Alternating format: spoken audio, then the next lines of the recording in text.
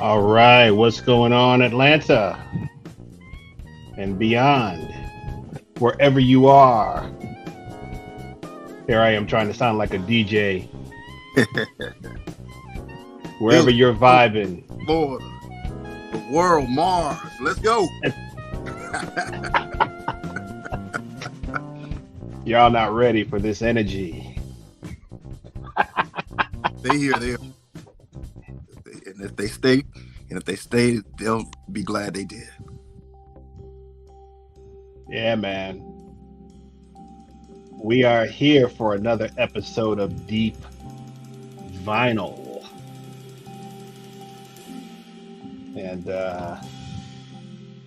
this music you're listening to is unreleased Chris Burroughs funk, featuring the likes of the young phenom Morgan Guerin, who is in New York, tearing everything up right now, man. And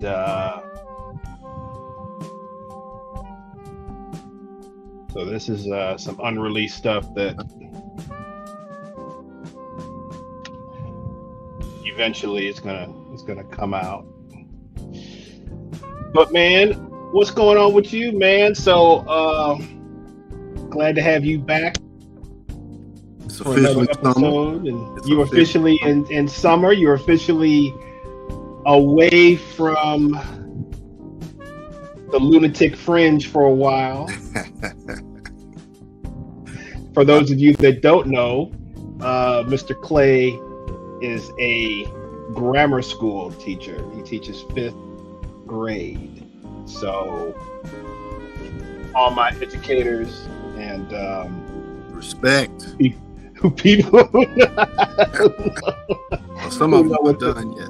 So right. Much love. So but you guys know what that's about. So he's trying to get his second wind here and just kind of free his head up, man. So we're about to get some of these deep vinyl episodes in and some other things that we kind of want to do with this show. So wherever you guys are, if you are on YouTube, please subscribe to the channel or go to YouTube and subscribe to the channel. Set your notification bell, give us a thumbs up on our videos. We've got a lot of stuff going on the Local Musicians XP channel. Our fabulous producer and friend Brian Falgoo has been helping us out with so much editing, reproducing, and bringing in, dropping new stuff. So the Instagram, we're on Instagram at Local Musicians XP as well. So you can go to Instagram. We're dropping some new stuff. We just dropped a couple of clips of our conversation with Chris Blackwell last week, guitarist Chris Blackwell. So there's some really cool stuff going on with that. So check the Instagram for that. But tell people about the show. We're on every Tuesday with, of course, my partner and co-host Tyrone Jackson. We will be broadcasting live this week. Let me see here. We'll be broadcasting live this week with at the Red Light Cafe over in Midtown Atlanta.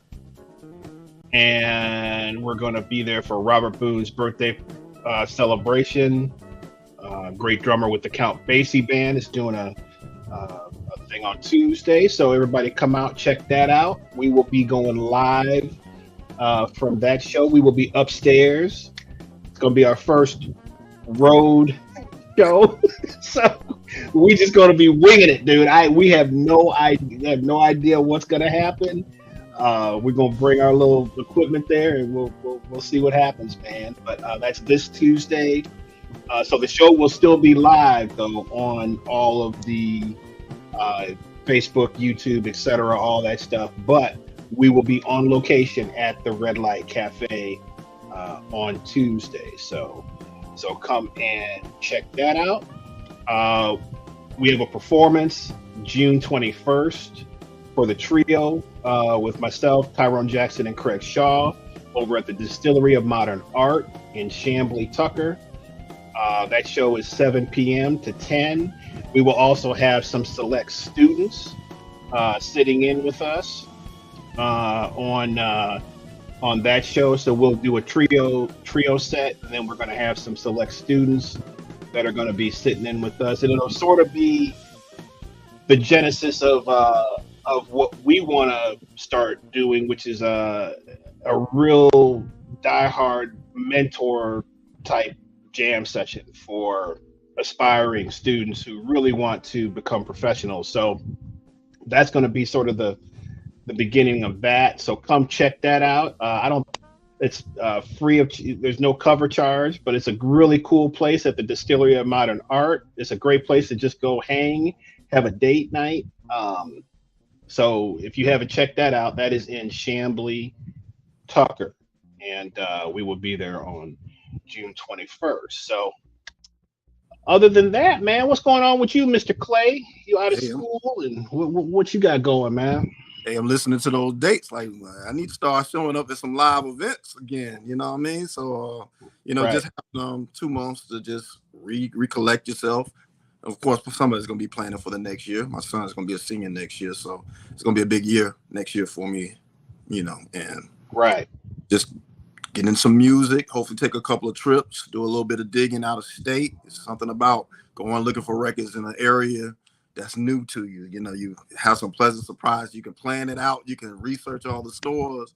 Then you come across these consignment shops and stores that aren't Googleable, or places that aren't Googleable, or that you didn't expect to have some records. So, I'm not going to do it as heavy as I thought I was. I was going to get up to the Northeast this year, but I got to get in this house mode, because soon these records going to have to start getting put into storage as I prepare to go from an apartment to a house. So right.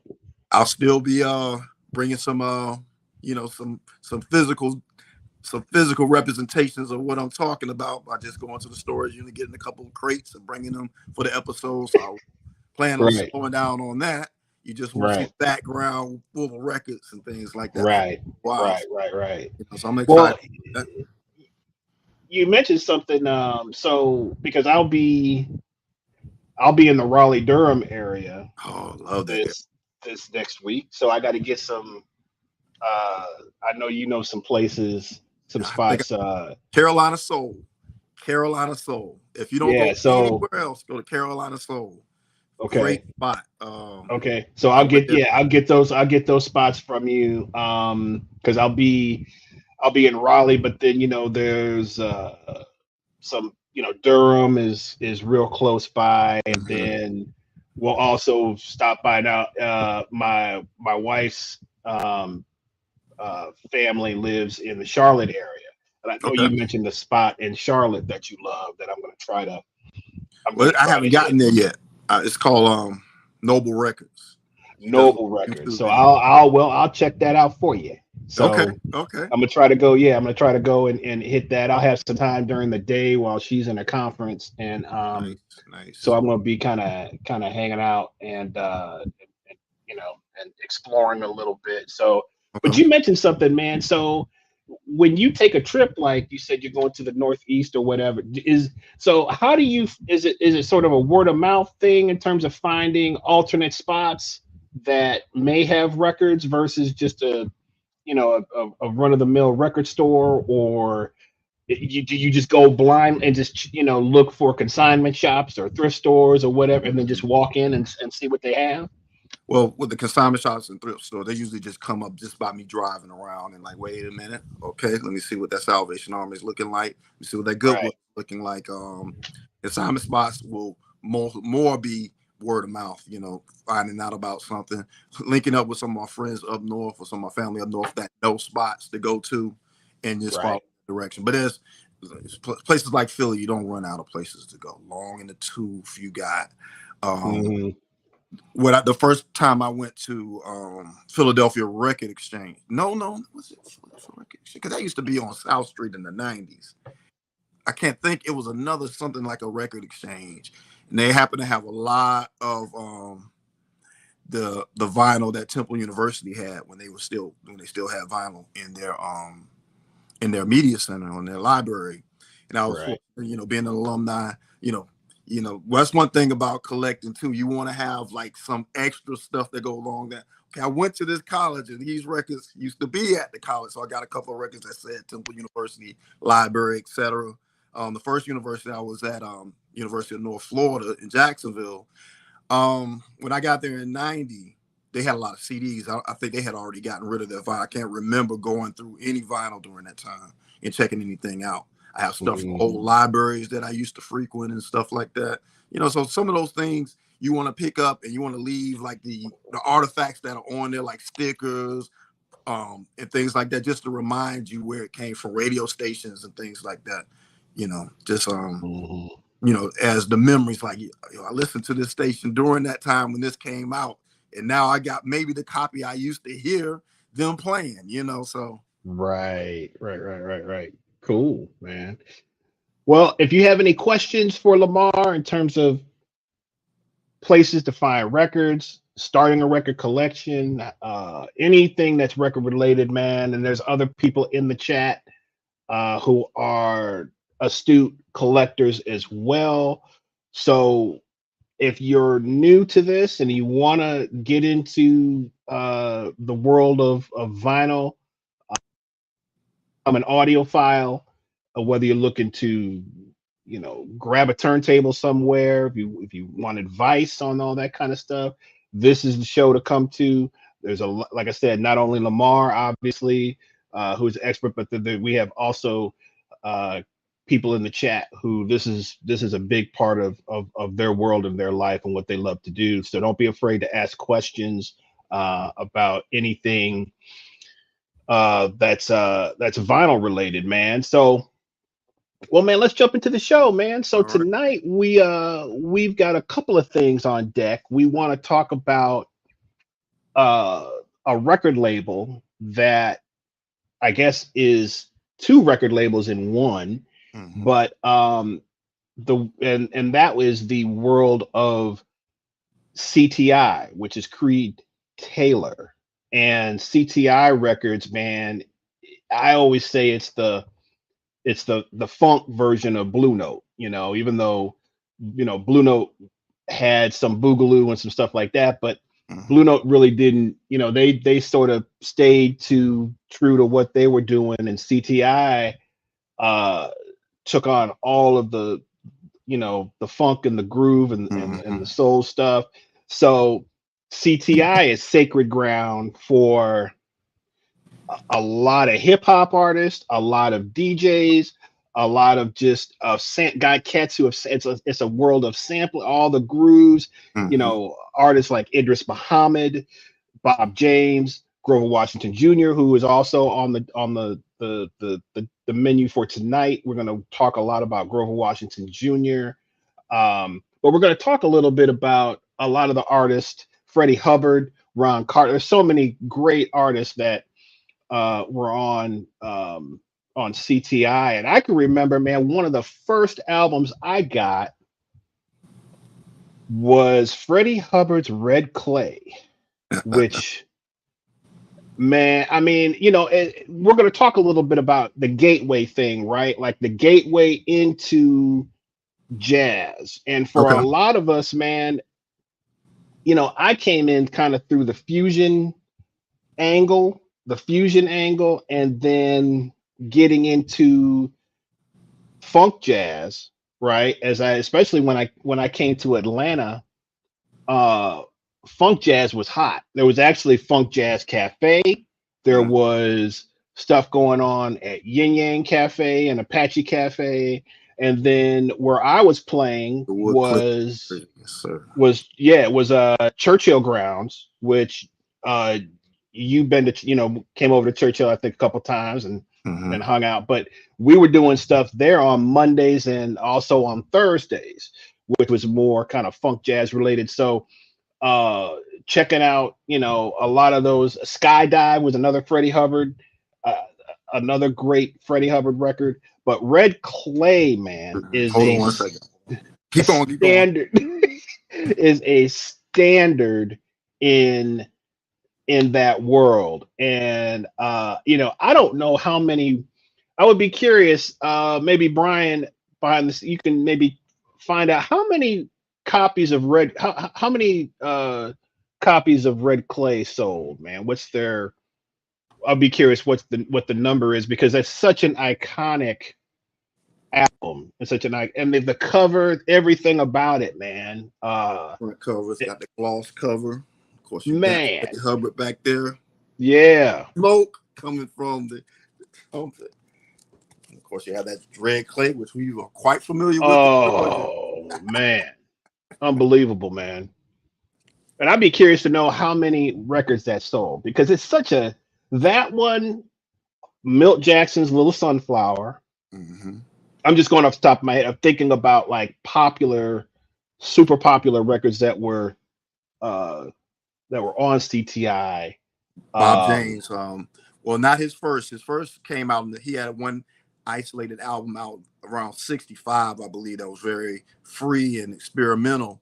But when he returned, his first few, and that's one thing about the CTI and Kudu labels, they were a starting point for many legends, but then they were a stopping point, meaning they had a vast career before they came, and they had a vast career after they came. But they did make, like Freddie Hubbard, for instance. Of course, he recorded extensively with Blue Note. He recorded with Columbia afterwards. I'm trying to think of some other labels. mm, He recorded with Atlantic for some stuff, but his CTI input was some sufficient albums. He put some classics out during that. And if I was to make an estimate, I would say some of the more popular CTI had to go over 100,000. They had to, at least by now. I don't know if any of them were certified gold or million sellers or anything like that. First Light could have been a big record too by Freddie Hubbard. First, that was a big one too. Yes. But it says, so we got Red Clay entered at number 20, Billboard's top 20 best-selling jazz LPs in 1970. Yes. So, and I'm just thinking about, man, impact that tune, just the song itself, Yeah. man, I mean, was look at the session players. Nothing but legends. Joe Henderson, right. Herbie Herbie, Hancock, right right, before Headhunters. You got Ron Carter on bass, who also recorded extensively on CTI, and then Lenny White on drums. So nothing right. but legends on this cover. So even if you had people who were late to, they may not have bought it when it came out in 1970. If Herbie introduced them through Fusion, then they look at this album and see, well, Herbie is prominently featured on it. And other than Ron Carter, none of these other session players were actually CTI artists. They were, I think at the time, Hancock would have been on Warner Brothers. When he made that trio of albums on Warner Brothers, Joe Henderson would have been on Prestige, I believe. So yeah, because I did not interrupt, but Headhunters is on Columbia, right? Yes, but right before Headhunters, he had about a The 3-album the run sex on is one. that the sextet? Yes, Yeah, Sextet, and then they adopted the Swahili names. That album where they got right. Yeah. names, Mm-hmm. and then there was one called Cross. I believe Crossing the Warner Brothers album too. I know it was at least 3 albums he did on Warner Brothers after he left Blue Note, before he went on Columbia. So yeah, Yeah. Yeah, sessions the he did. Mawandishi, that's it right there. The Mawan Yes, that's got yes. Tell Me a Bedtime Story Mhm. on it. Fat Albert Rotunda, right? Yes, That's that. Yeah. That's a a lot of great, classic album a lot too. of great versions of Tell Me a Bedtime Story. Quincy Jones touched that one. Pieces of a Dream did it in the I want to say on the 80, the album was 454, so that had to be about 83, about 83 that came out. Yeah. hmm But that was, I hmm think, one of the closing songs on one of the side, I believe on side A. Yeah, so Um so Freddie, let's see, Red Clay. he had this Oh, album that actually came out. They came out after he had already left the label. I want to say this is about 77. But, well, you know what? I'm wrong. He recorded an album in between his CTI years on Atlantic. And I'm not going to go off topic, just to show you sometimes jazz artists were commissioned to make one-off albums for major labels. And so while he oh, was, snap. What is that? Let me see that again, man. I've never seen that record. now this came out in 71, so this might have been right before. I might have had Wow. my stuff in order. But yeah, this album, actually, I'm on Facebook friends with his son, Dwayne. He said, he years ago, he posted, this is the album that most of Freddie Hubbard fans don't understand. And I don't want to go off topic because it's not on Blue Note, but it's a very interesting album. It has a lot of processed music in it, a lot of sound effects, a lot of recitations, and I had it on CD first, and I finally found a copy of it for like $5 on vinyl. For those who have, I've never seen that before, yeah, a man. lot of people I've never have. even heard of that record. Yeah, this wasn't. I don't think this got a lot of critical acclaim because it had so much different stuff. It had synthesizers. It had standard instruments like the Hammond organ. It had a chorus on here. People reciting things. If you see it, it's really dealing with. It's like a backstory behind this. Where did I read that? It's based on a book, and I'm not going to even butcher these names. And but you did have people like Kenny Barron on piano, Junior Cook on saxophone, Lewis Hayes on drums. Man, this is So for the adventurous, this is one to check out. Like if you like, so I wonder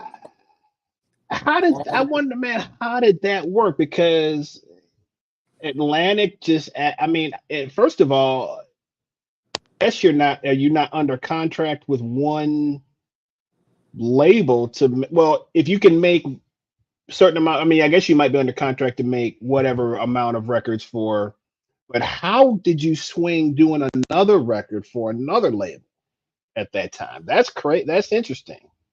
Yeah. And you there were a few artists like that literally it's almost they did a one-off album for another label, and you would wonder if the primary label would want to give up, certain stuff. Like, I don't want you to go over there and record something that could be a hit for us, right. or it may have been a situation where because it was so different than his catalog at the time, they were like, this is not coming. This is not CTI-kUDU music. So he may have stopped that one project, in Atlantic, may have given an offer where they partnered with the main label and said, we'll give you this off top, or we'll split the profits. But we, I don't think they wanted to brand it Atlantic CTI or Atlantic kUDU. So it was just strictly an Atlantic project. And because this came out, that came out after Red Clay, because Red Clay entered the charts in 70. That was released in 71. So he did have like a little side project on another label. So let's talk about another artist. This is another Fred Hubbard that I had on. Oh, okay. Great versions of People Who Make the World Go Round on here. But he has a few more, but most of my early jazz collection is still on CD. I'm still trying to double it up because in the 90s, get it on vinyl. A lot of jazz, and I was on the move a lot. So I broke it down and got it on CD so that I could carry it around in books like these, So of course, it's gonna come into play. Those were easier to travel with than 2000 records. No doubt, man. So what about George Benson? Let's talk about a little bit about some of the albums that he made on CTI and Wes. Did Wes Montgomery? Is it Wes on? What's the real big record that Wes did a record on CTI, didn't he? Now, he was never officially signed to CTI. He was signed to Verve, but as the producer, Verve and A&M acquired him afterwards. Now, during his Verve years, like Bumping on the Sunset, Bumping, etc., he I forgot who, because at some point he started getting produced by Creed Taylor. Definitely all his A&M stuff is Creed Taylor, but that's the Beatles record, isn't it? Isn't that the one with all the Beatles tunes on it? Life, yes. That's one of his final projects. He got signed to A&M like a few years before he passed away. Kind of, I could kind of give it a parallel to Rahsaan Roland Kirk when he signed the big Warner Brothers deal after having all those Atlantic albums, and then right after he signed the Warner Brothers deal, he had a massive stroke. But he still was able to accomplish recording about 3 albums before he passed away. So this is because I see A&M and CTI at the bottom. I see CTI at the bottom of this. You're right. So they did brand some of those early CTIs that were co-related with A&M, maybe on some of the reissues, because I've never had a CTI A&M album. Now maybe on some later issue CDs I did, but that's interesting that they did brand that. I never knew that. I never peeked that before. You know, because I just Interesting. look at CTI as the just self distributed label, and then they have got a distribution through Motown, where a lot of the artists briefly recorded for Motown as well. Grover Washington Jr. being a perfect example. He did an album called Skylarking, and his greatest hits actually came out on Motown. But we'll say the Grover stories for his. Yeah. So before West, so George Benson. There we go. Okay, so yeah, Okay, so this is the same thing, man. yeah, Branded A&M and CTI. right. So he was starting to put that imprint in place so that when he actually started his official label, it was, it was already a recognized imprint. So, but I've all those A&M records that were produced by Creed Taylor, those are mostly I have on CD. I don't have any of the A&M CTI branded records from like Benson. All mine are strictly when he was on CTI in the 70s. So in fact, I have a stack here. Oh, here we go. Here we go. He did quite a number of projects on, and I'll just quickly show them. This is a reissue of Beyond the Blue Horizon. He has a version of So What on here. Ode to Kudu, which was a precursor to, because this was recorded in 71 originally, but this is a 79 repress. He has Jack DeJohnette on drums. He has a guy named Clarence Palmer on organ. Never heard of him. Ron Carter on bass, and of course himself on guitar, and a couple of percussionists. This is another repress. The original cover just Yeah, had I know this, that. Wow, that's the original cover.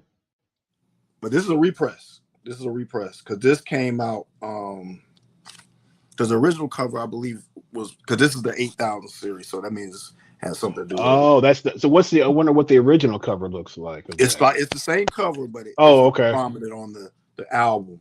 And Oh, I see. the Okay. thing that's consistent with all CTI releases, they were recorded, and somebody, Carlos in the comments mentioned, they were recorded in Englewood Cliffs, New Jersey. So that's right across the bridge from New York. So a lot Yeah. of artists were New York artists that just had to come down, take the bridge, come down to North Jersey. Well, check And this out though. Here's Brian just pulled up. Beyond the Blue Horizon, that was the original cover for this. Oh, okay. Okay. Okay. Check that out. All right, we have, and this one was an example of a record that had distribution from Motown. A lot of the more popular artists, especially after they left, Motown made sure, because they had the catalog, that they put out some of their developmental albums. Of course, his version is Take 5 is on here. Change the World, which has a popular sample for the hip hop heads. Pictures inside. All CTI was consistent with their gatefold. So you got artwork inside and on the front and back. So he stayed there for a while. This album, I found out about this like years into collecting. And this is just a good image of how the CTI label looks. And Oh, wow. Yeah. interesting. With this album, Pee Wee Ellis, more known for being in the James Brown, being the arranger of things like Cold Sweat, etc. He was doing a lot of arrangement sessions, including with CTI. Now, some of his sessions, especially with an artist I'll talk about, Esther Phillips, were kind of disco-y, but he did do a lot of those sessions. Spirit of the Summer, okay? Well, I got to check that out. So you get so much stuff, sometimes you don't really give the attention that some of these albums deserve. King Good King. This has David Matthews, another guy that's been all over the place. I'm going to profile him because he did some stuff on CTI under his name too.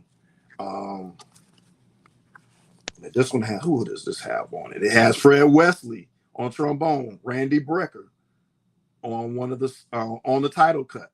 This name Sue Evans shows up a lot as a session player on CTI-kUDU records. He has Roddy Foster on keyboards. He even has Roland Hanna. And then he has Eddie Gale on guitar, who has some classic CTI stuff too. Who's on drums on that record? Who's on drums on that record? Let's see. Dennis Davis is on Shell of a Man. Oh, wow. Steve Gadd is on a song called M. And on the rest of the Okay. tracks, you got Andy Newmark. Man. So, okay, I got to check that. I don't know that. So This Dennis came out in Davis. 75. So this was Dennis right Davis, before the man. one- Dennis Davis was playing with David Bowie around that time. Oh. He's on so Newmark, who's come up a couple of times in our show. Yes. He's on Young Americans, Mm-hmm. the Bowie record. But those next three records,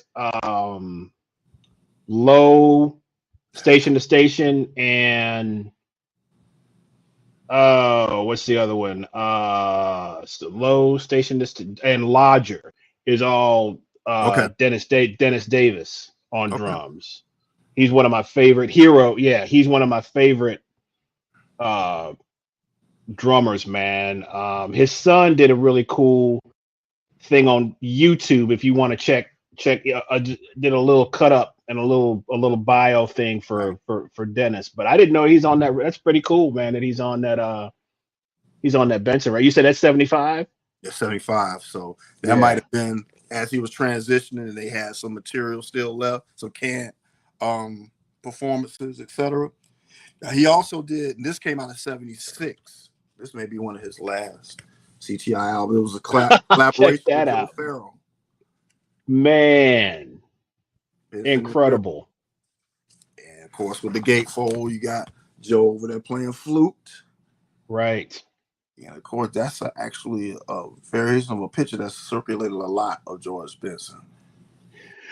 Man, it's interesting because Benson, his commercial success happens 76. right after that. Yeah, right 76, after that 77. period. What that is was he on A&M? Is that who? So he was on. He had some early stuff on Columbia, and he slipped in a couple of Miles Davis, at least one Miles Davis session while he was recording on Columbia. Then did he go to A&M right after that? Was A&M before CT? I mean, he because the CTI period, and then what label is the Live in LA and all that on? I thought that was on. That's all Warner. It's on what? Warner Brothers. It's on Warner Brothers. Okay. That's when all the Give Me the Night, same period. Right. He had such a long one. I think he was on Warner Brothers well into the 90s. So he signed there like about 75, 76. And just as soon as he signed there, that Breezing album came out and right. And the rest is history. Right. And a lot of people he didn't use a lot of vocals, but he had some cuts where he used vocals even earlier in his career. So he didn't just decide to sing in 76. He had some remembrance, some early previews of him being a vocalist as well. All right, so let's pick one more CTI artist before we get to our artist spotlight tonight of Grover Washington Jr. Because you pretty much did a great summary, so I'll just do a quick because I pulled a lot.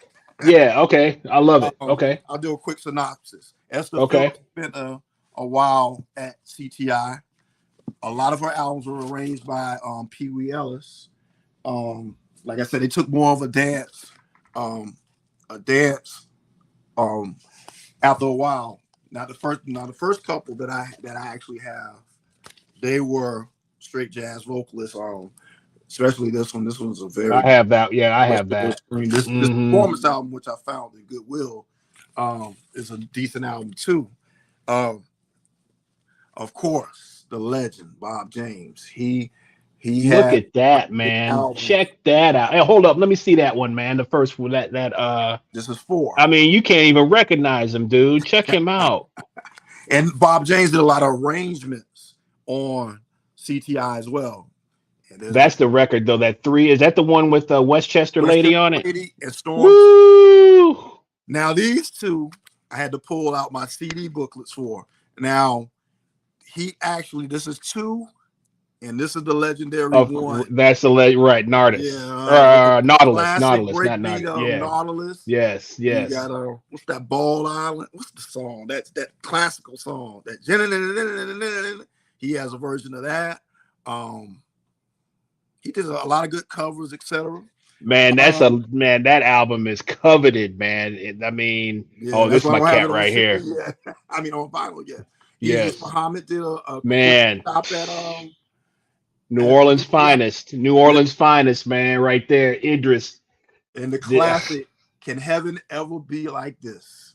We are going to do we're going to do a show on this cat, because from the samples, I think he's the most sampled drummer of all time. Yeah, it's a tight race. You got Clyde from Clyde Stubblefield, Right. James Brown. You have Funky George Brown, R.I.P. from Cool in the Game. Those drums, they show up in a lot of hip hop. Okay. Idris Muhammad, when he recorded with Blue Note, CTI, and Prestige. His drums show up all over the place. Artists that recorded extensively on CTI, Hank Crawford, who we're going to tie into the Grover story. These are some of the ones I have where he was on CTI. In fact, Grover followed him around a lot. And I think that's why Grover was able to get that opportunity to go solo. But we'll go into that when we talk about Grover. The Laws family. You had Hubert, who did quite a few albums on CTI. Here's a few that I have. I'm still missing a lot of Hubert Laws, and some of it I have on CD. They marketed a couple of literal box sets. So this is Don Sebesky. Giant box. This has so many guests on it, but they packaged it inside of a box. Oh, wow. The record's in there, and they have like a little booklet that goes along with it. And an inner sleeve, a classic CTI inner sleeve right here. It had that brown in the middle, and then you had the CTIs all around. So another story that goes along with Grover is this artist. Some of his early sessions were with Johnny Hammond Smith, the B3 legend. Okay. These are a couple of albums I'm missing. Breakout, conversation, but I have the CD cover for that. This was back when you had to find a lot of CDs in Japan back in the 90s.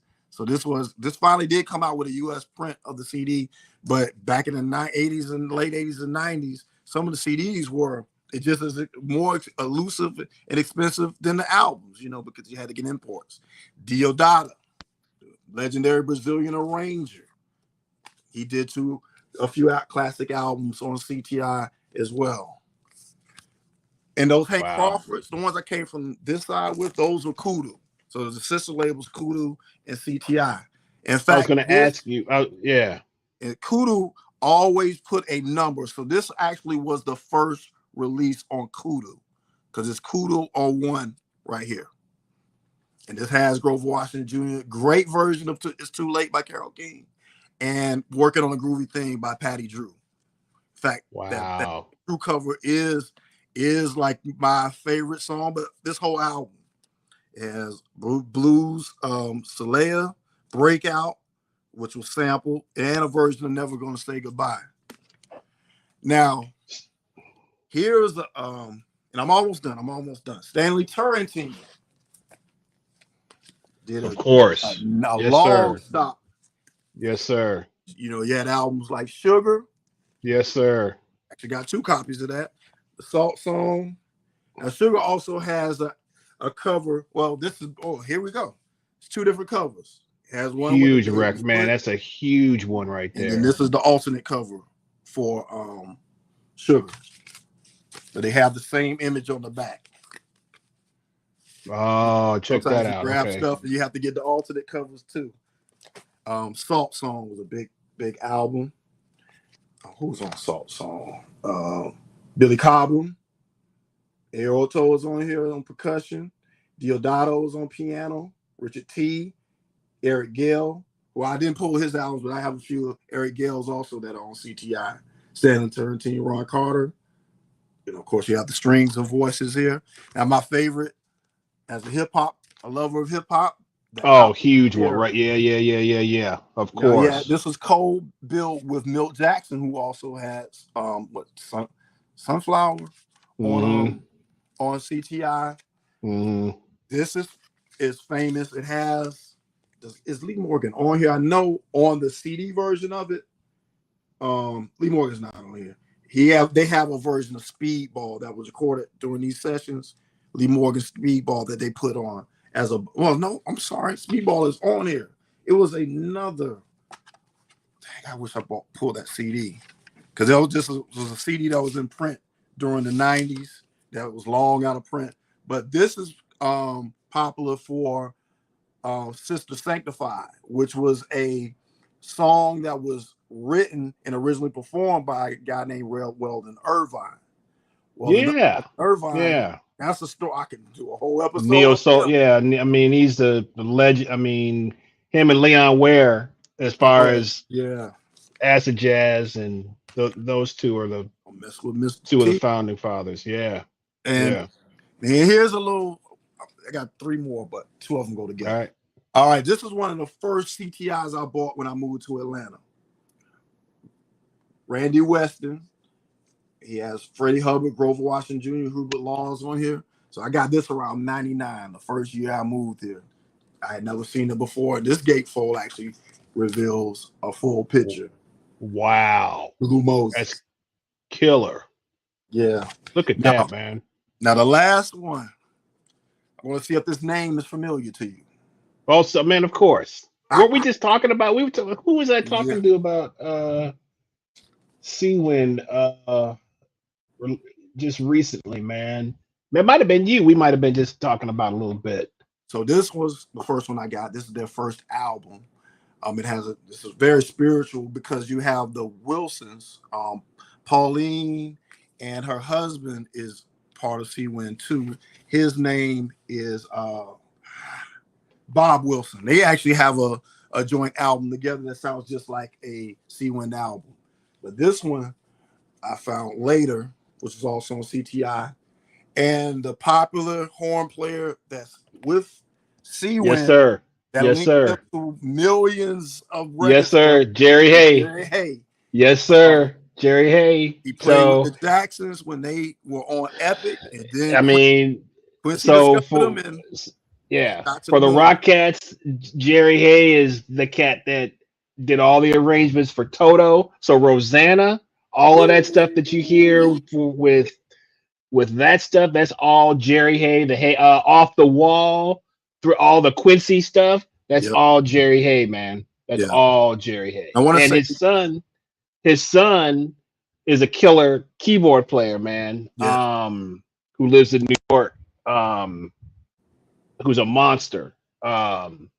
So yeah, legend. Absolute legend. I'm trying to get to the comments, but for some reason my iPad keep jumping to the full screen. C-Wind, but because somebody was, I think it was my friend Jeep Hook, who is he's a sound engineer, but Jeep, great musician, and was a great producer when he was in the business as well. But he used to talk about C-Wind a lot, and he was like, man, this is group from Hawaii. C-Wind is this great horn funk band is from I was like, man, really? Because I'd never heard of them this years, and I checked them out. But yeah, C-Wind, man. And there's a great Jerry Hay on YouTube. If I can find, maybe Brian can find it and drop the link in the chat. But there's a great Jerry Hay interview, I think from his son that did it in his podcast, where he talks about everything, gives his whole history. I gotta find that. Talks about C-Wind, talks about all of the sessions, the Quincy sessions, the Toto set, all of that stuff, man. So I try to find that. He was on the the Triumph. What was that out? Was it Triumph? Yeah. Well, Can You Feel It? Everybody, Heartbreak Hotel, because Quincy, it had that sound, that big sound like a Quincy Jones production, but it didn't have Quincy Jones credits. But I believe Jerry Hay and C-Wind horns were a part of that, because especially when you listen to songs like Everybody, with all bum, bum, bum, bum, man, yeah. What's the class? There's a I want to say it's either Don't Stop Till You Get Enough. There's a great story that he tells about the demo. He put it in the he gets the demo of and Michael is singing the parts himself. He's got these rhythm and it's just and Jerry kind of has to like decipher kind of what he thinks that would work or what he's looking for. But there's some brilliant stuff in that interview, man. I will definitely be peeping that. Yeah. Tomorrow. So check. So y'all, yeah. If you like anybody, link is in the wants, comments. The link is in the comments, man. Yes, sir. Yes, sir. So all right. Well, cool. Well, let's get to our artist spotlight for tonight, and that is, and I'm interested because there's a lot of stuff that I don't know about Grover Washington Jr. and of course his impact on just modern jazz in general. I mean, is he the father of smooth jazz? Probably. Some can argue. I don't know. Some can argue, but I'm in terms of, I guess, notoriety and who's in your opinion, who is the father of smooth jazz? Let's see. It has to be a person that I listen to, because they didn't make what became smooth jazz at first, and I tolerated when they made the transition, because I do not like smooth jazz. I'm sorry. Right. I mean, I hate to have such a blanket statement, but I mean, we know what I mean.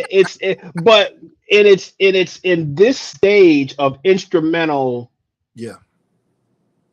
Whatever you want to call it, it was a different thing with artists like Grover and Sanborn. Who else can we throw into that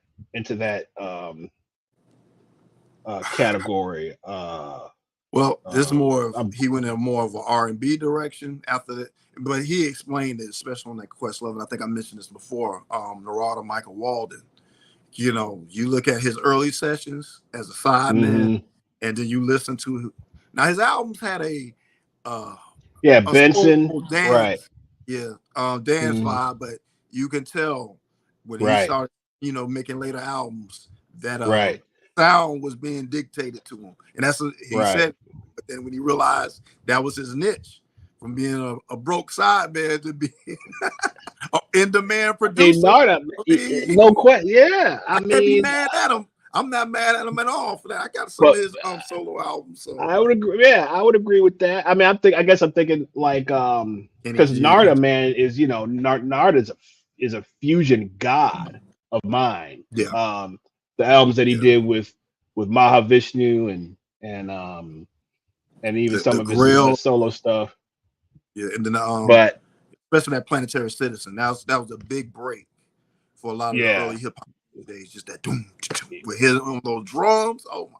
Even when they started singing, Are You Ready? Planetary Citizen. That whole song was just crazy, But he had a lot of appearances. He was on like James Mason, R&B artist named James Mason, who actually was part of Roy Ayers' group for a little while. He did a solo album that it featured. Sweet Power was a big underground. I say big because it still wasn't a big commercial song, but an underground dance song. Sweet Power of Your Embrace is one of the songs off of that album. That's yeah. Wow, I forgot about that.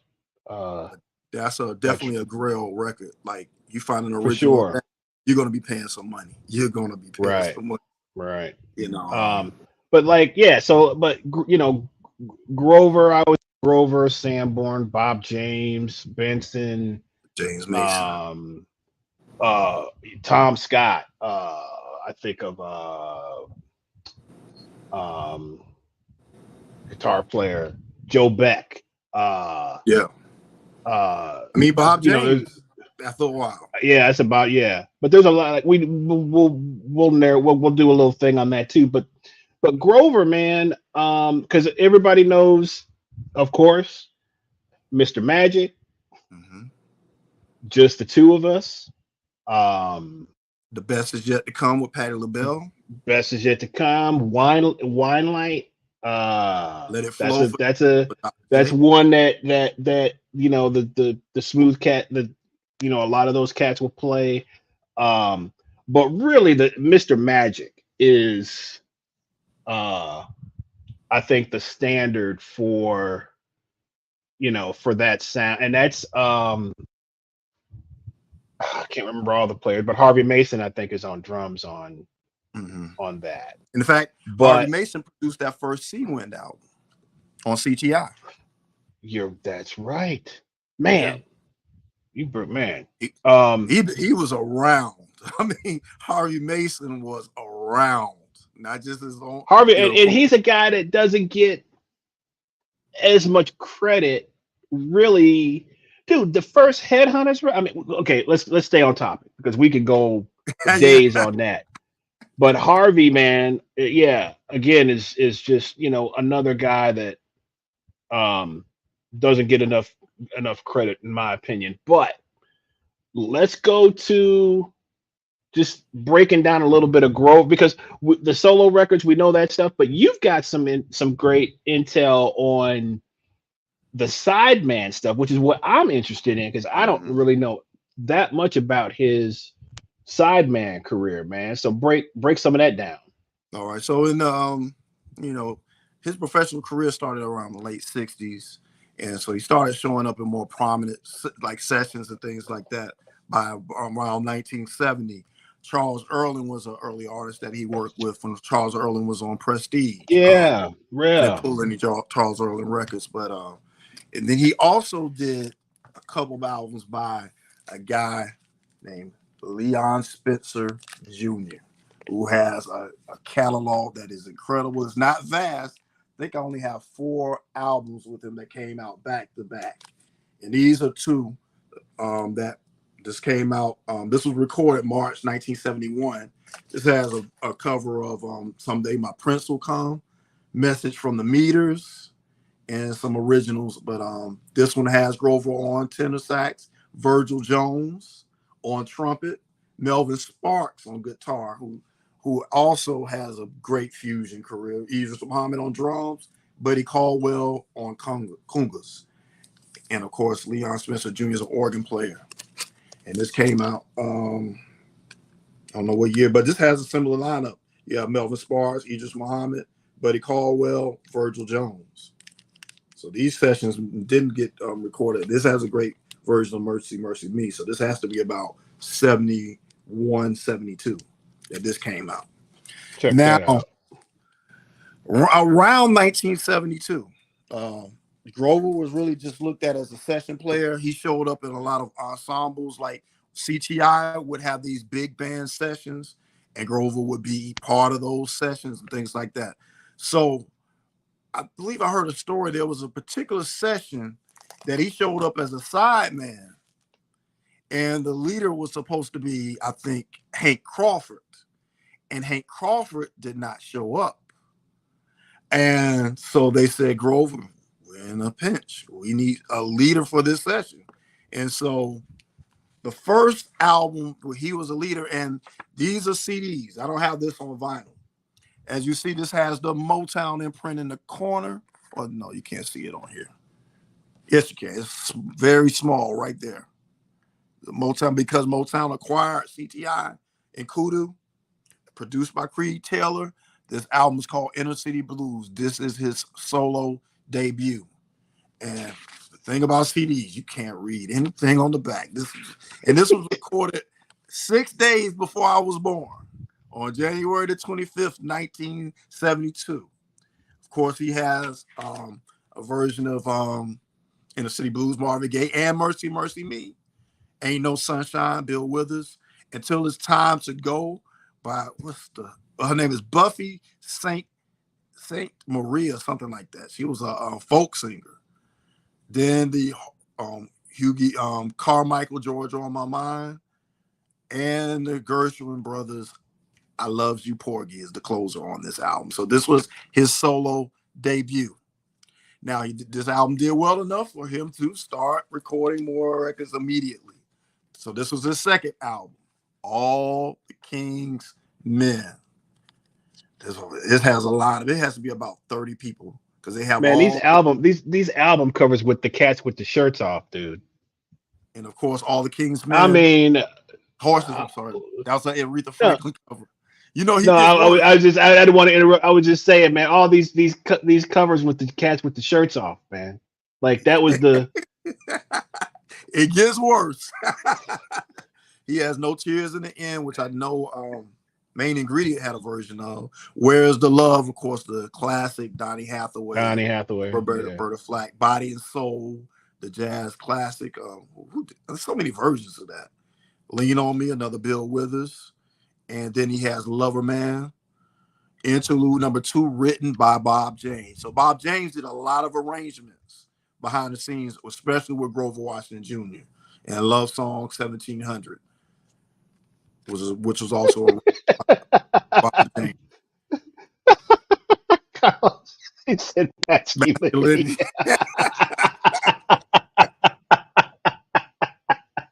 And then going back to the theme of the box sets. Now this was sold because it's 2 volumes of Soul Box 1, volume 1 and 2.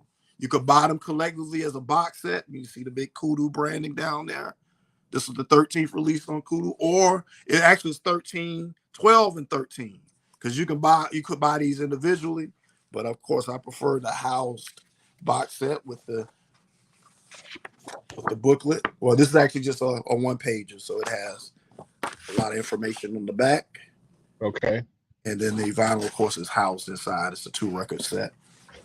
Now, so these albums they were coming out about once a year, but then came the breakthrough. And it is. Here's No Shirt again, Mr. Magic. No shirt and wet, bro. No shirt and wet coming out the pool. Of course, a commercial success. This probably is definitely sold at least 1 million by now. I don't know if it ever was certified platinum, but I know everybody was on Mr. Magic. And it has Passion Flower, which is a Billy Strahan song. It has a Bob James original called Earth Tones, and a hip-hop staple that was co-written by himself and Bob James called Black Frost. A lot of samples in that. Black Frost. So by this time, this is 1975. Around the same time, he came out with another shirtless album called Feel So Good, arranged by Bob James as well. This one has Moonstreams, Sea Lion, the hip-hop classic Knucklehead, that was used infamously by K Solo in this song talking about his real-life criminal situation. Feel So Good, which is a nice up-tempo feel-good song with Ralph McDonald writing on there. They like a thin sweater. And then another hip-hop classic, Hydra.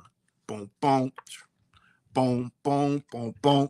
It's a group called Black Moon used legendarily on their second single. All right.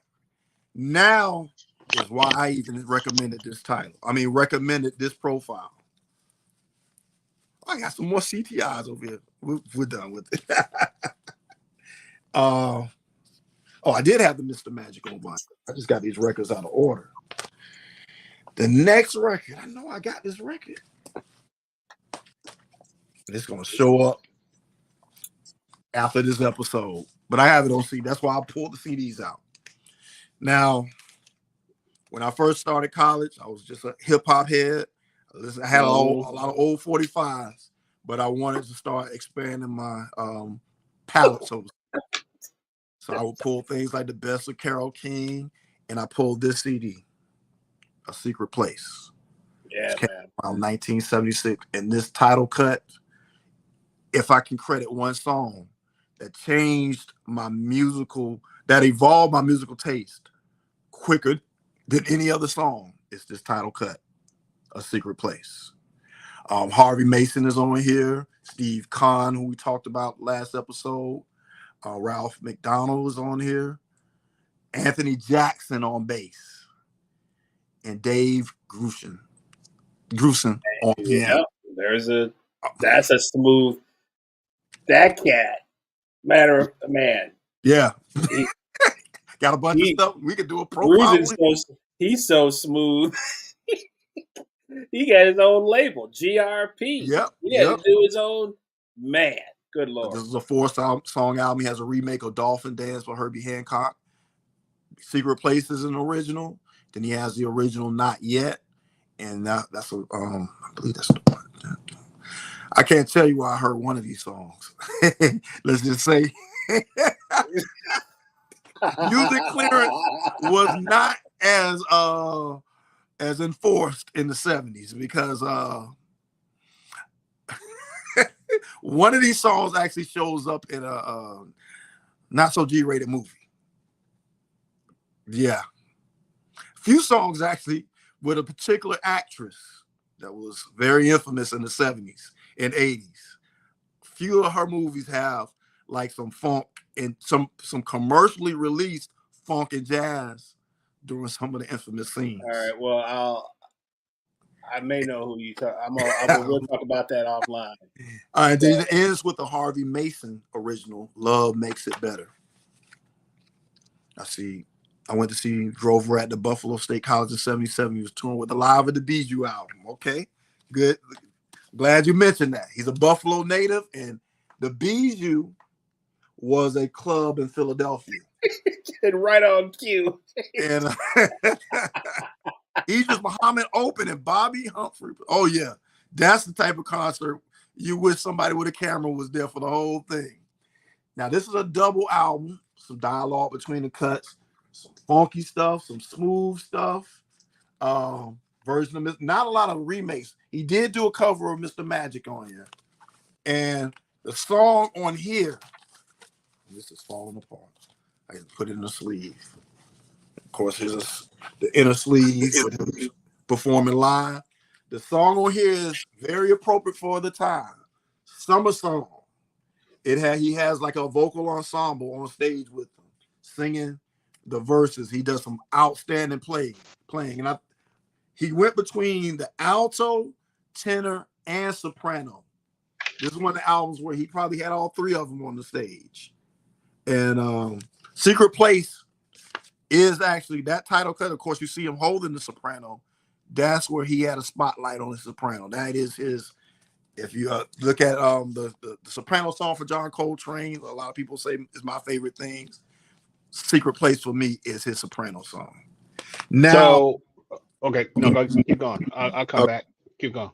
All right. Now, next, this is where he actually made. When I told you that Motown bought the rights or became the distributor to CTI, this album is a Motown album, not a CTI album. So they signed him as a full-fledged Motown artist.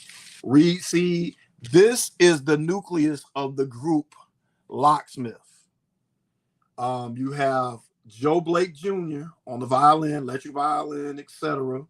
You have Tyrone Brown on the bass and Doc Gibbs Jr. on percussion. And some other session players as well. And on this album, they list him playing the soprano, alto, tenor, baritone, and flute. This had a lot of commercial songs on. They had a cover of Just the Way You Are by Billy Joel. Lauren's Dance, which is a popular original that he did that showed up in hip hop stuff. Yeah. See the title song. I love that song. It has John Blake Jr. playing that violin prominent. And Do That is on here. Do That is kind of like a funk old, nice little groove to it. It was written by John Blake. It was actually written by Locksmith. Locksmith have their own. They have a solo album as well. Now, he put out a greatest hits that was called The Baddest. I used to have that. and that was put out on Motown as well. This is a different greatest hits. This one actually has some of his. It's branded as it has an alternate CTI-kUDU label, but it was distributed by Motown. And this has some of his stuff as a sideman. So you have Who Is Sylvia, which is actually on the Johnny Hamden Smith Rocksteady album that he was featured on. It has it has a song off Blue Moses, and then it has his Idris Muhammad version of Lauren's Dance, because that was on that Power of Soul album. I was just gonna say that's on Power Yeah. of Soul. That's where I know that track from. All right, so that was his CTI-kUDU years / Motown. Oh, there was one omission. Before he changed labels, he did a second album on Motown. I don't see this record a lot, but this is called Skylarking. This was his swan song on album on Motown. It came out in October. It was recorded October 79, so it came out around 80. There's a cover of Bright Moments, the Rashawn Roland Kirk song. And there's a version of a Gap Band song, Open Up Your Mind Wide, which it sounds so good as a jazz song. It sounds outstanding as a jazz song. And he has a version of I Can't Help It by Michael Jackson. Really? Oh, yeah. He jumped on that quick. Yeah. Because that's Off the Wall is 70. Is that the same 79. year? 78, Yep. 78, 79? It was released in 79, so since he was recording this in 79, the album already came wow. out. I gotta check that. Yeah, Man. then I'm going to, and then if Mr. Magic was huge, but you don't get any larger than this for Grover. That's the one, dude, that I remember in the house the most. Yes, was that album. Of course, this was multi-platinum, multi-million seller. On the strength of the single featuring Bill Withers, Just the Two of Us. Just the two, man. You couldn't go anywhere without, and also because that's the New York session band. Is it Stuff and Gad and all those cats on that record? Yeah, you got Ralph McDonald, who's a co-producer along with Grover. You got Gad on drums. You got Eric Gale on guitar. Yep. Paul Griffin on Fender Rhodes. Richard T. Richard T. is on Fender Rhodes. Bill Eaton is on the Oberheim synthesizer on Just the Two of Us. You got Ray Chew. Okay. You got Ray Chew on the clavinet on the title song Wine Light. And of course, go ahead. No. Yeah. Now, if you don't know who Ray Chew is Raymond Chew on here, but Ray Chew was a part of when the Apollo was televised, they would always shout out Ray Chew in the house band. He played behind the live sessions at the Apollo when they showed it on TV. And of course, on this album is an outstanding tribute to, because by this time he had officially become a Philly resident, kind of like Philly Simon. He was born in Buffalo, New York. He came to New York as a session player, and then by this time he had gravitated down to Philadelphia. And that's another caveat to that. I didn't pull these records, but I'll tell the story. So, of course, this is during the time where Dr. J came from the ABA and was in the NBA. It came out in 1980, and of course, Dr. J didn't win a championship until 83, 84, 83, I believe. And but he had a tribute to Dr. J called "Let It Flow" for Dr. J. Such a smooth song. You could put a whole career montage behind that song, and it would fit in perfectly. And man, so this is his Electra years. This is the beginning of his. Well, no, there was actually one album he did in '79, I believe, on Electra. No, I'm wrong. Yep, I'm right. So while Motown was releasing that Skylarking album, there was a sometimes neglected album that came out in '79 called Paradise. The title cut, I love that song.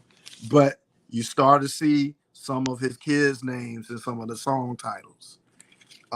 Shanna is track number 5 on this album. Shanna actually was at Temple while I was at this. So when my cousin saw him, he was coming to pick up Shanna. Of course, he had 3 kids, 2 daughters and a son. Grover Washington, the third, I believe, is still around.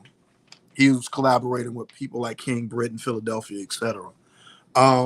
He had I met Sid Simmons one night at the spot in Philly and sat down with him. We talked about those albums with Locksmith. I realized years later that club is where it was around the corner from the Bijou. Okay, nice. So you spent some time in Philly, Carlos? Did you live there or anything, or are you? Okay, yes. So he is credited in a number of his projects as a member of Locksmith. During this time as well, he discovered these 3 young gentlemen out of Philadelphia that called themselves Pieces of a Dream. There you go. So those became his proteges. Okay. They started off with an album that was a self-titled album. They had a jam on there called Warm Weather that actually was produced by, that song was written and produced by Dexter Wansel, who had joined the Philadelphia International family, Gamble and Huff. But of course, he, as a synth player, he had arrangements. He did a lot of producing and arranging too. I could do a whole episode on just Dexter Wansel. But he produced Warm Weather, which was a big song. It had a vocalist on there. I'm thinking it was something. And then they did, I should have pulled the record so I could have the order. They did a song with, we didn't mention George Howard because George Howard was right after my George Clinton CDs. Art Porter too.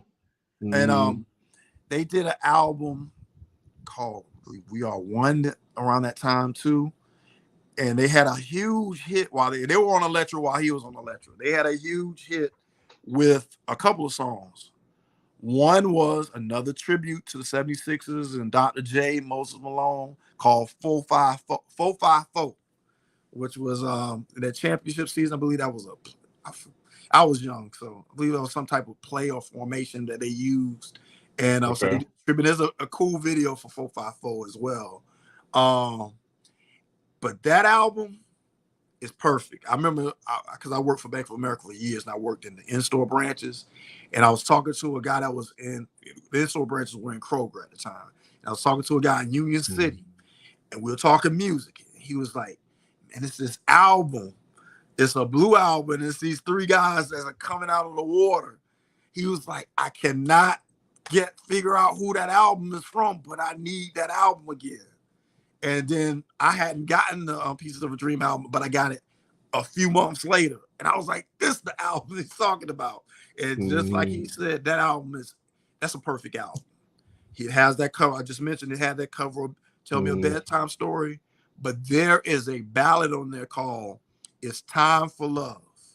It's got a vocal in it, but it has a soprano sax solo from Grover Washington himself that is so beautiful. In fact, the group Massive Attack, they had a song that used portions that the bass line of the synth bass of that doom doom doom doom doom doom.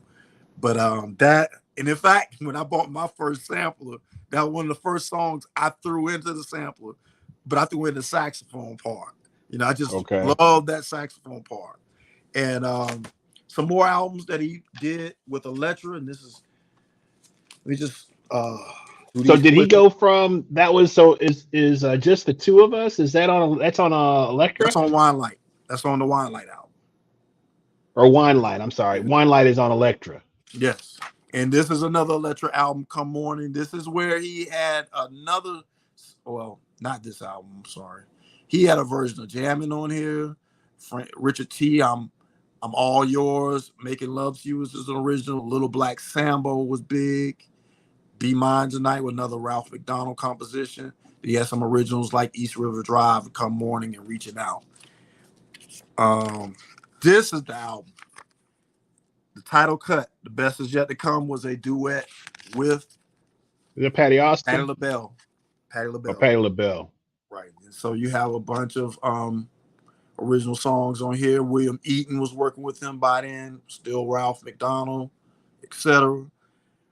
Great album. He had the there was a show called Cassie and Company. I'm all yours. Yes, that's a good cut too. Cassie and Company. I believe that's the show. It was the two women and the one that was married to the African American actor. I can't think of his name right now. If I'm remembering Cassie and Company, because this came out in '82. Cassie and who was that? Who? Cassie. It was a Pull that woman. one up. I'm Dark. usually pretty good with TV trivia, but I can't remember that one. You know what? Let me look this up quickly because Brian's got it. Brian's pulling it up. He's gonna pull it up. I want to go back to something though. I want to go back to okay, yeah. And that one actually pull that one up because you can almost look at that and see. This is about 85, and there's a version of another Bill Withers situation. He obviously was a Bill Withers fan because he does Watching Me is a cover. Inside Moves is a dope song on here. When I Look at You, Ralph McDonald was prominently on this album along with William Salter. Oh, check this out. Richard Reed with the trivia of the night right here. That's how the 3 series that the 76ers played in '83 swept the Knicks in 4. Where's Podhorzer? Swept the Knicks in 4. Beat the Bucks in 5. Swept the Lakers for the title. Moses Malone said 4-4-4. So there you go, man. That's great. That's incredible. Is that Angie Dickinson? I guess I guessed it wrong. I don't know why I was thinking about the woman with dark hair. That was another series. Yeah, that's Angie Dickinson. Who is that? Who is that?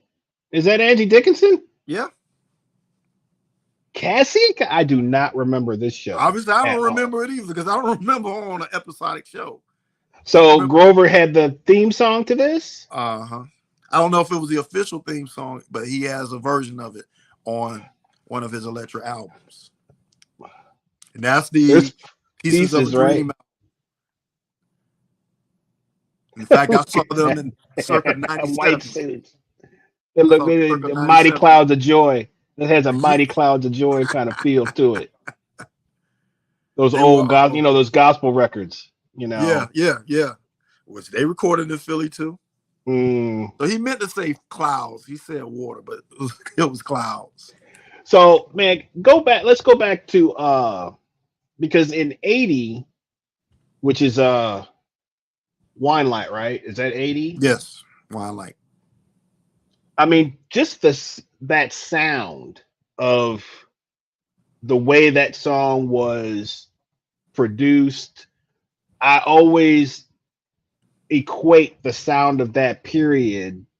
That's like the template for all of that. Think about, and even when you think about stuff like some of the Bob James stuff that came after that, Angela, like the sound, I mean, which makes sense, right? Because it's like it's all connected to those same cats. So, but that just the sound, the Rhodes, the way that, with the drum sound, that sort of, fat sort of, that production, man, had a huge impact on not just, what would be contemporary jazz or smooth jazz or whatever you want to call it, but also like modern stuff, man. Think about all of the television shows around that time that came out, in that period. Every Taxi. And this is an album that introduced him to a new label. He actually did. Wow! Wow! Yeah, this was the first one. Stu Gardner worked extensively with Bill Cosby. He produced this album. This was the commercial version of the first Cosby soundtrack. You had the Breckers on here. You had Alan Rubin on trumpet. Who else is on? Philip Wu. who was a popular session player. What's the first year of the Cosby Show? Yeah, I believe it was. Was it 80? Was it as late as 84? I mean, early as 84. I know it was in full. No, because by 87, that's when Different World came on. So you got to give 84. Okay, 40 years. My goodness. 84. Richard T's 84. on this album as well. But going back to that sound, I have to say that consistently Ralph McDonald showed up in the credits when you hear that sound that you're talking about, not just for Grover. He's putting out stuff on as a leader as well. He was just a session player for a while. He's a songwriter too, because he co-wrote Where's the Love. You hear you see William Salter, that was one of his collaborative partners, and then Eaton. What's Eaton's first name? Something Eaton. Also collaborate with a lot of his stuff. And so that sound came from that strongly came from that collaboration. Then the label, after he had his Electra years, the label that his career winded down with was Columbia. So he did a lot of great albums. This is the only Columbia album I have by him on vinyl. Marcus Miller produced some on here. Michael Powell produced on here. That name is I believe that's out of Detroit. If he did some stuff with Anita Baker, if I'm thinking of the right person. He was recording in Philly by then consistently. But one of my favorite albums, and I thought, and like I said, it was smooth. When he started smoothing out, I kind of fell off until this Apollo performance. I believe Sinbad was the host, and he introduced Phyllis Hyman and Grover Washington Jr. on this album. The song was called A Sacred Kind of Love. When I tell you they performed it live, the crowd was all into it, and they were on their A games. Phyllis vocally and Grover on that saxophone. I think he performed that on either alto or tenor. I believe it was, I'm sorry, alto or soprano. I believe it was soprano, as a matter of fact. Sacred Kind of Love. No, What year is that? This came out in actually 89. Yeah. I was in high school when this came out. Man, because, at that point, what were they calling? They were calling it jazz flavors around this time. Right? So would do is like jazz colors. Everybody has jazz flavor. It was jazz flavors, and there was a station, because I was living in downtown Chicago in '89, and I was working at a clothing store, and there was a dedicated station to jazz, and they would play, of course, on the instrumental side, they would play Grover, they would play Sanborn, they would play all that kind of stuff. Not really too much of the funk. Like, it had to have a certain easy listening kind of. It had to have a kind of an easy, So Al Jarreau was a part of that. Al Jarreau had a lot of stuff that fit into that. Sade, of course. Michael Franks. Basha had just come out right around that time. She was starting to get some play. And that, and they were, so it was you just saw this, man. But and then GRP was hitting. They had a lot of stuff out. Lee Rittenauer was doing those records, and Yellow Jacket. They eventually got and Yellow Jackets were always a little more, even though they had a sound that would fit kind of into that, but they were always, to me, man, like especially when Ricky Lawson was on drums, they were different. Their early stuff, Warner Brothers was sounding way different than their like the 80s and 90s stuff. But man, the takeoff of that whole, like, genre was pretty incredible now that I really kind of think about it back then. And you had a lot of Right. artists He just who mentioned it. I hadn't heard that name in a Kevin minute. Eubanks, like you Yeah. had all these artists that were all of a sudden kind of commercializing their Hmm. sound.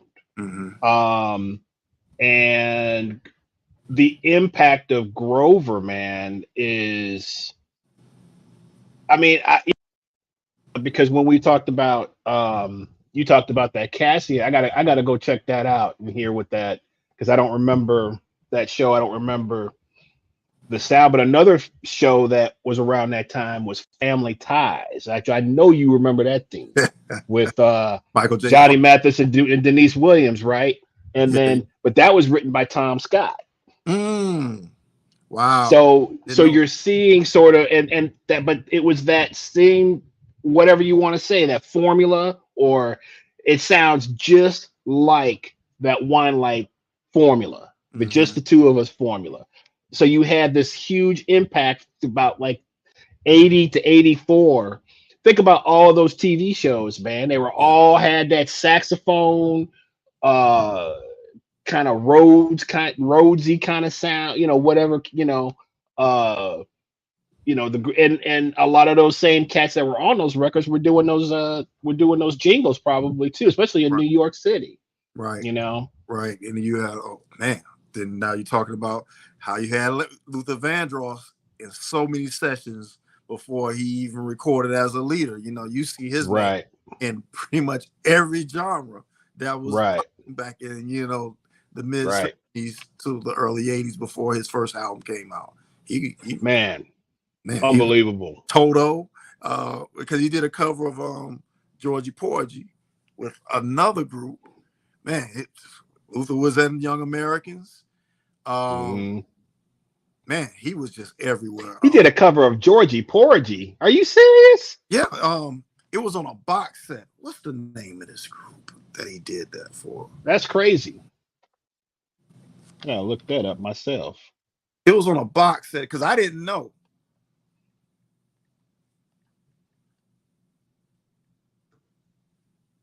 The group started with a C.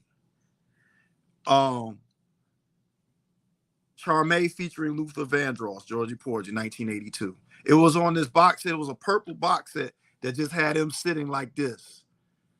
I don't know if it came out after he passed, but they compiled a lot of his key session stuff. Of course, Glow of Love with Change. Um, he did a couple songs with Change, and then that song was on there. Hmm. The Hot Butterfly that I knew from Shaka Khan. That was a part of some of his early work before he went solo, and of course he had a couple albums just under Luther that were on Cotillion Records that he didn't want during his lifetime. He didn't want them to be. I don't think they even have been reissued. You just have to Wow. find those on vinyl or import CD because Okay. something about those records or something about that deal that he didn't really want after he became popular when he signed with Columbia and had the breakthrough Right. hit.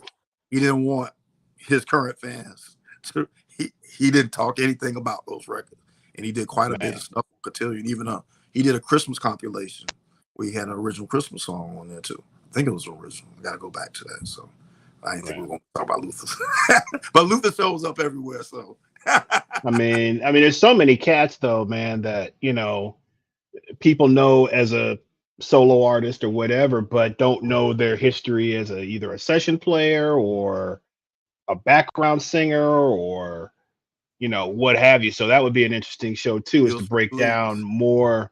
more of those of these type of artists. And but man, it's been cool. There's a lot of stuff about Grover. Now, the only thing that we talked a little bit about this, and I think you sort of confirmed it for me, but there's no prior history of Grover playing on any straight ahead stuff, right? Not that Before. I know. It always was with those artists like Charles Earland who could veer off and be more That's fusion with incredible, it. man. So, yeah, so it's like he developed his own vocabulary in a way, Mhm. Obviously, his tone you can trace to who could you even trace his tone back to, man? Like when you listen to like him on tenor, you know, what would be the comp in the straight Mm. ahead world to Grover? I wish we had some sax players in here. They probably could. You know, just looking at the fact that he adopted Philadelphia as his home. I mean, look no further than John Coltrane. John Coltrane spent many years in Philadelphia. In fact, I didn't live too far from where his cousin Mary, you know, who he had the song in Of honor of, course. had the museum set up. Unfortunately, I didn't get a chance to visit it while I was living there. But let's think of all the Philadelphians. You got Benny Golson was from Philly. I'm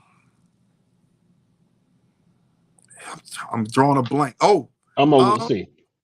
Johnny Heath was from Philly. You know, from the Heath brothers. Well, which one played? No, I'm sorry. Which one played sax? I got a brain freeze right now. But you had.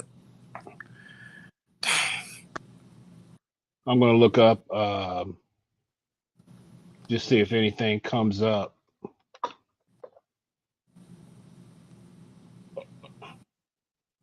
Yeah, I said the wrong. Oh, sax players from Philadelphia. I don't know why it's drawing blank right now, but because you had the young Philadelphia. It'll come back. Yeah. And that was, I can think of people like Lee Morgan on trumpet and things like, but I cannot. Yeah, we'll look it up and we'll find some stuff. But I know there's a connection with Billy Cobham. They were in the military together, and that's a whole nother thing too. There were a lot of jazz artists that did a bit in the military. Steve Gadd, right? Mm-hmm. I have a military album with Steve Gadd on it. I mean, it shocked me. I found it on Walk Street, and I'm looking at the credits because I always like to look at those military, any type of like college band or military albums. I always like to look at the credits, what they cover, just to see, you know, because if they do an interesting, it'll you know, they usually don't cost that much anyway, but it'll draw in more if I see that they covered something popular. And there was one album that I had that had Steve Gadd on drums. It was a military group, and I think there's some actual video footage of him playing in a military band. But yeah, I've seen that. Yeah, many times. Yeah, all of his he always credits his, you know, all his was from being in the army. You know. Jimmy, there's a lot of cats like that. Jimmy Heath, not Johnny Heath. Yeah, so he was a saxophonist that was in the Philadelphia area. Yeah. In fact, when he passed away, I didn't realize he was living in Loganville. Mm-hmm. Yeah. Because all right, what do we got here? That is the album with his cover of Georgie Porgy. Whoa.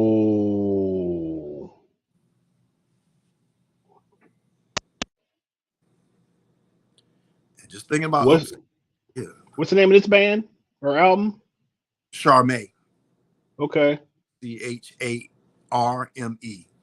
What year is it? What year is this? Came out in 82. What year is the first Luther record? That's a good question. The one, not Luther Vandross, but Luther on Cotillion, or the Luther Vandross record? The first Luther Vandross record. That was probably 82 as well. And I'm just imagining that he probably did session work all the way up until he saw Makes sense. Right. Yeah, that makes sense. Yeah, that makes sense. Well, Never Too Much actually came out in it was 81, wasn't it? It was 81, yeah. So he must have still been putting in some session work. Or, I mean, that could have come out later. I mean, who knows when that was recorded? Because, dude, that's true too. Georgie Porgy, I always freak out. Georgie Porgy was like 79, man. 78, 79. I always equate that later. To Super. Right on the first record. That came out in 70. That Charme album came out in 79 too. It's interesting to see how quickly those covers come out. Yeah, come out. Yeah. Yeah. You know these a lot of the record whoever was producing or whatever would jump on these tunes Mhm. while they're hot. But Georgie Porgy, I always we play that a lot on my gig on Wednesday nights Okay. with the Mike Field band. But I always equated that to not later Toto, but like '80s Toto, and that's Mhm. like on their first. That's on their first record, man. Well, that's that was Cheryl Lynn. Of course. And Right. Be Real came out in R- '78. I know for sure. Yeah. So when did the original Georgie Porgy come out? Yeah, I'd say 78, 79, whenever that first Total record came out. Yep, '79. So there was a lot Hmm. of movement, real back to back, because Cheryl Lynn definitely had come out with "Got to Be Real" by then. Is So that's 70? That's I thought it was '78. I love these cheat codes. The self-titled Cheryl Lynn came out in '78. Yeah. okay. But let's see when "Got to Be Real" came out. Ba-ba-da-bop, ba-ba-da-bop. '78 as well. Yeah, also first thing was she came from the Gong Show. That's I always equate stuff with, of course, drummers. James Gadsden on that track. Oh man, another legendary drummer. Oh man. Who was is not doing too well in health right now. Mm, So mm. um but I mean, one of my biggest idols, man, is that's another show. Yeah, Is Gadsden. because There's a really was good. he with Charles Wright at one point? Mhm. Yes, sir. And then Charles Wright, they were playing on some of those Bill Cosby Yep. funk That was albums. his first. I think that was the first.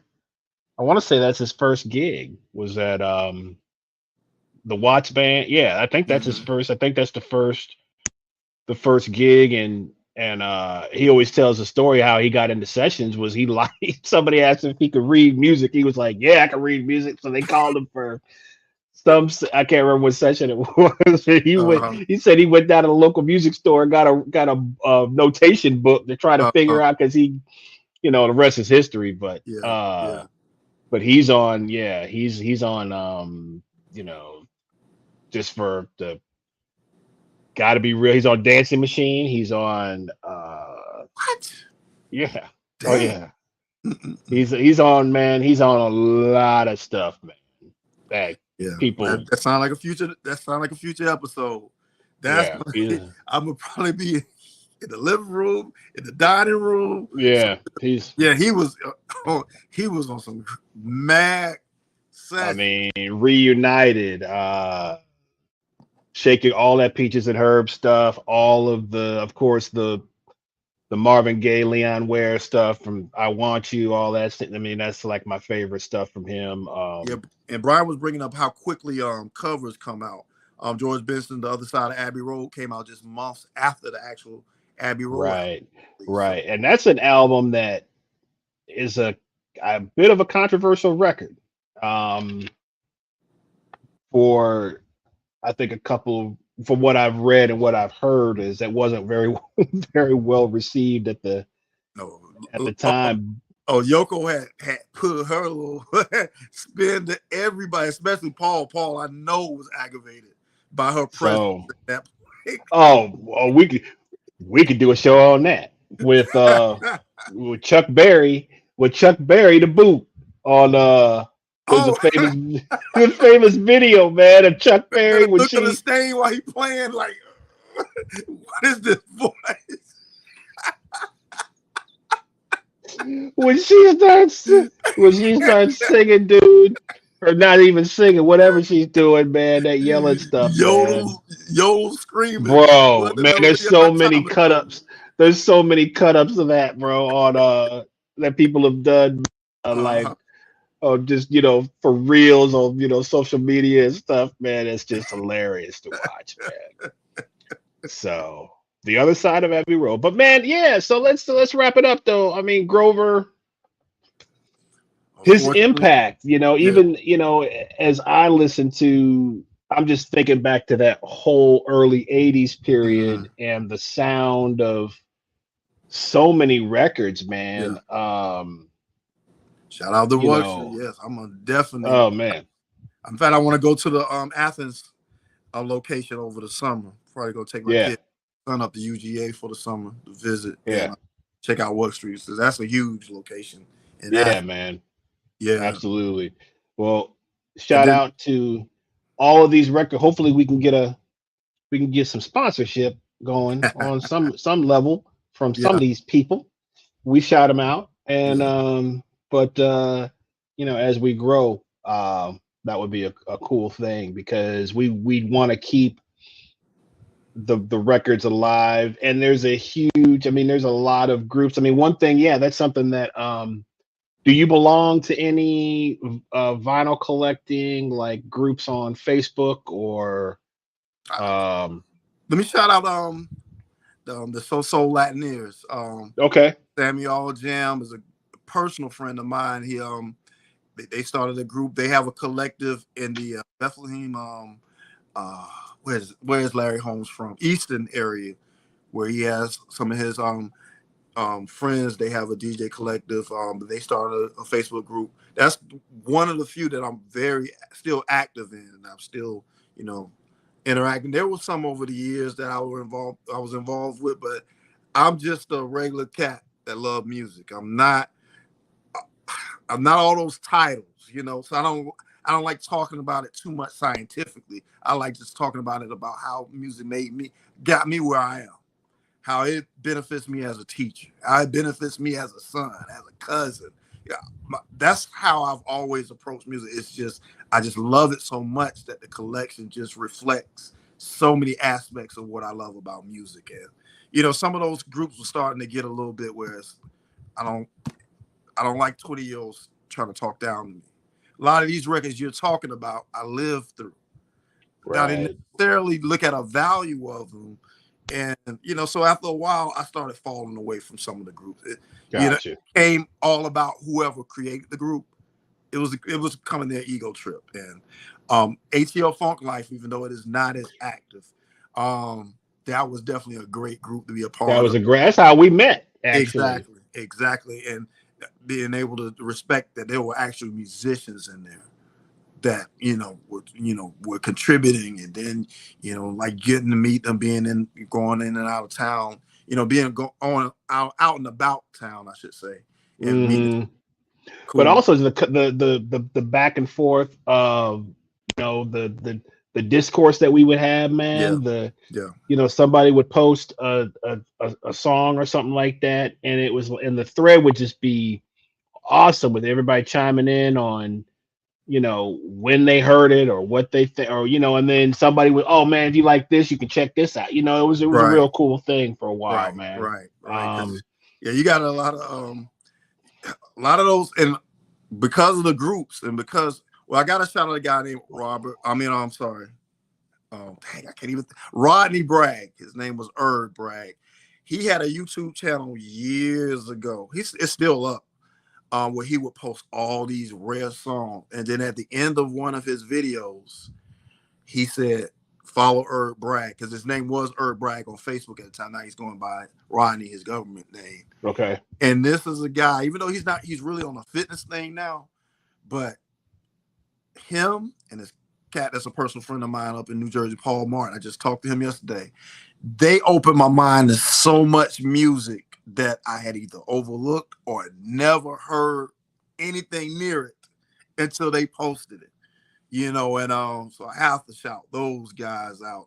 There's so many, I Right. don't want to leave out anybody. And then it's, like my NC crew. You got Reginald Hickman. He was a DJ up in New York. His collection, his knowledge is, second to none. I got Right. Awesome that doesn't live too far from Gary Brown. Another cat, Right. he posts an album every day with a story behind it. We talk, we connect, on the phone every once in a while to catch up. And it's just a lot of cats that, a lot of them still are deep into music, but you wouldn't know it because we still have kids, we have careers, etc. Now, Mm, I use social media specifically for that outlet. the music outlet, because so many songs, so many albums I've come into awareness Right. just dealing with people on social media. So I have to just give people like that props, you know. And I'll Right. over time I'll shout out different people and everything, but those are just some people that come up to mind and make social media worth it. Yeah, Curtis Metcalf, who's been a long time Facebook friend. I don't want to miss anybody. So over time, I'm gonna be Right. giving individual shout outs and things like that of people. Yeah, man. I mean, that's what that's what social media really should be for, Yeah, yeah, right? yeah. Is, those kinds of things. Also being in the networking of your peers, knowing where Right. people are playing, um, knowing what people are up to on a creative level. Um, and then, and if you're not an artist, or if you're just you work a regular 9 to 5. I mean, it's always great to catch up and see what Mm-hmm. your friends are really doing and what your friends are up to and all that kind of stuff. But I'm like you. I like, either learning. I'm connected to cats like you or Greg or a lot of guys that post a lot Well, of, shout out to Greg Cass. His name's gonna yeah, come up until he comes here. right. So, but just finding, because it's always like I'm always interested to find, especially because you forget. Of course, you may have, if you have a decent record collection or a decent CD collection or something like that, but there's always somebody who dug a little bit and Yo, found, rare gems, or like this Luther thing, man. I got to check that out. I've never even heard his version of Georgie Porgy, stuff like that, man. I'm always, here to be enlightened by stuff like that. So cool, man. Well, I think we're gonna wrap it up. And okay. And then just to close out Grover Washington Jr., unfortunately, he passed away December the 17th, 1999. And I was just telling you that there was an actual performance. Oh, Black the Ninth Man out of Philly, dope DJ. He has some rare stuff. But yes, Grover was performing on a CBS show. It was a morning show. And literally he did a set of 4 songs, went backstage to the green room, passed away before his second set. And so there's a YouTube, if you put in George Grover Washington Jr.'s last performance, there's about a 7-minute video that shows that set, and also shows, because they did a tribute to him, because it wasn't a live show. It was a show that was pre-recorded, and okay, they were able to do a tribute to him, or at least the segment where he performed wasn't live. So they include, and I remember waking up that morning. And I'm not even a TV person now, but back then, I guess I would turn TV on and actually seeing this show and finding out that he had passed away.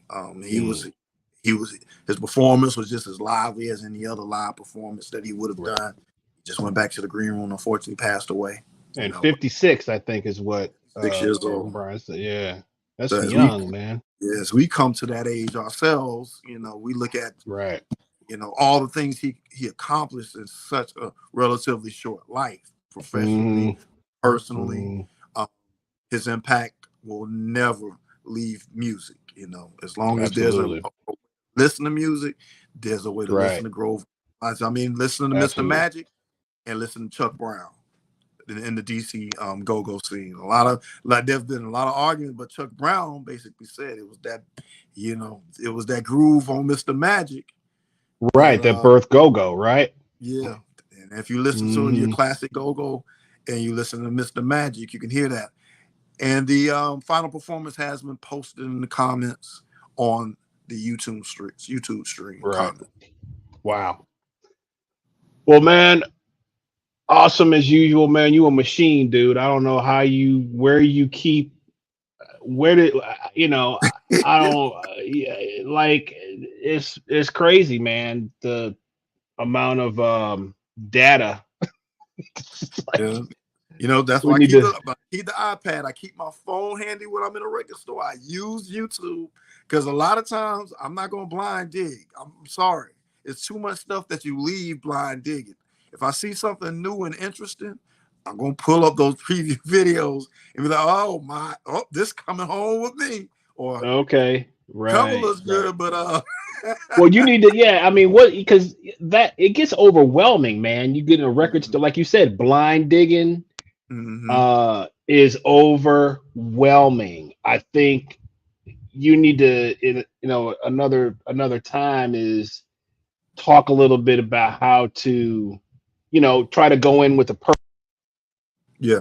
kind of what you're, and then have a goal in mind, I guess, in terms of what you're looking for and all that kind of stuff. So there is a method to the madness. Oh Is yeah. is Most is definitely. basically what I would say. So, well, man, we appreciate all you guys for hanging out with Thank us you. Sorry, give shout outs, in but the chat, my and chat like I on said, my we're face tripping. yeah. So I'll go back. we've got some future. We're not on a schedule per se right now, but we during the summer we're gonna try to find maybe I mean, we're thinking about trying to do a daytime, but I don't know how many it's more of an evening kind of thing to me. So maybe a Sunday night or I don't know, a Thursday night, but we'll figure it out. We may have to float it a little bit, but shout out to our fantastic producer, Brian Falgoo, behind the scenes, helping us out with images and dates and all that good stuff. If you do want to donate to the podcast, you can check us out at Cash App, Venmo, PayPal. Just search CB Drum on any of those apps. You can donate to the podcast. We do have some fees and overhead that we have to attend to. So if you dig what you want to donate $1, that's cool. Just whatever you got to keep this thing going. Subscribe, share, YouTube, Facebook. We eventually are going to be on YouTube exclusively, but we're trying to build up our little fan base right now. So we're going to stay on Facebook, and then we also have an Instagram, uh, which is Local Musicians XP. On Instagram, Facebook, you can friend Lamar at Lamar at L the Booker That's on on Instagram Instagram, and and then Lamar just his Clay on name, Facebook. right? Yeah, Lamar Clay on Facebook, and get Come with a connected message, because I'm to. getting some weird requests lately that I don't tie to the show. Every day I'm getting something weird. I think everybody is, man. Like, Send me something. you I'll know, go into the messages because I don't trust a lot of these requests I'm getting lately. dude. Especially if it's somebody that's not connected to anybody that Right, It's like, exactly. do not accept. Do Exactly. not accept. You You go put some know. fake pictures up, you better have some records or something on those. Because like the song Poison, you can't trust, you know what? By BBD. Oh, And that's the kind of request I'm getting lately. So all right, y'all. Listen, we'll be back Tuesday night with a live show from the Red Light Cafe in Midtown Atlanta, celebrating Robert Boone's birthday party. We also have a trio show this month over at the Distillery of Modern Art in Chamblee at 7 p.m. So if you want to come out, check out some live music, there's no cover, but it's a really great place to hang out and I've never heard of it. check that out. Yeah, June 21st, that's going to happen, and that's going on. So yeah, man. I think with that, we're gonna go ahead and call it a night, and we will see everybody on the next episode of Local Musicians XP. Lamar, stay right there. Brian, stay right there, and All right. everybody Everybody else. have a powerful weekend. I mean, a powerful week, I should say. The week is over. Yes. I don't have Peace a out, or summer and we'll vacation. see you guys Tuesday night. Peace. Peace.